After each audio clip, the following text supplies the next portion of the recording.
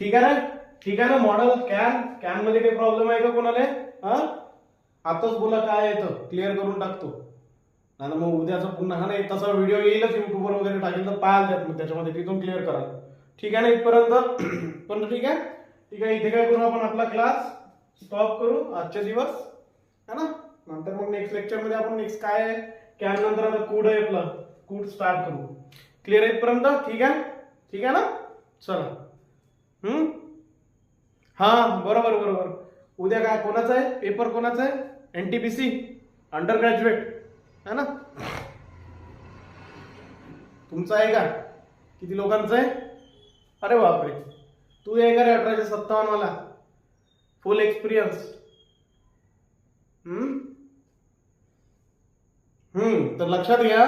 ठीक आहे, उद्या ज्यांचाही कोणाचा पेपर असेल व्यवस्थित टाइमच्या अगोदर जायचं. सगळे जे काही डॉक्युमेंट्स वगैरे आहेत, राईट, हॉल तिकीट आहे ना, हॉल तिकीट, नंतर तुमचे जे काही आयडी वगैरे असतात ते सगळेच्या सगळे सोबत घेऊन जायचे.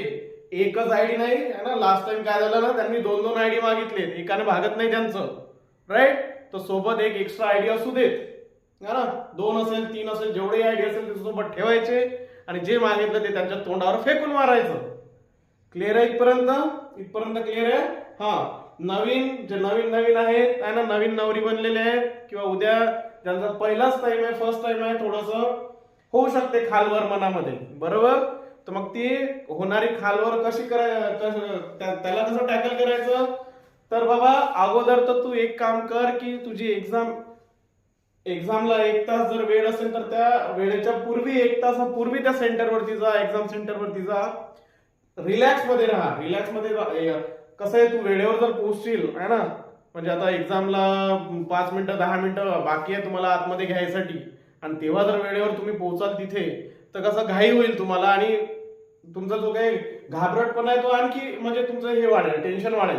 त्याच्यामुळे काय करायचं, जे नवीन मुलं आहेत, नवीन नवरे आहेत, राईट, तर त्यांनी काय करायचं, एक्झाम सेंटरवर पेपरच्या किंवा तुमचं जे काही म्हणजे तुम्हाला आतमध्ये घेतील त्याच्या 1 तास अगोदरच काय करायचं, तिथे जाऊन बसायचं. क्लिअर आहे ना? काही होत नाही सुरुवातीला, तिथे गेल्यानंतर आतमध्ये तुम्हाला 1 तास बसावं लागलं तरी काही हरकत नाही, कारण जेवढा वेळ तुम्ही त्या कम्प्युटरवरती सॉरी जेवढा वेळ तुम्ही त्या कम्प्युटरवरती काय व्हाल, घालवाल, बसून राहा ना तिथे, काही हरकत नाही, बरोबर?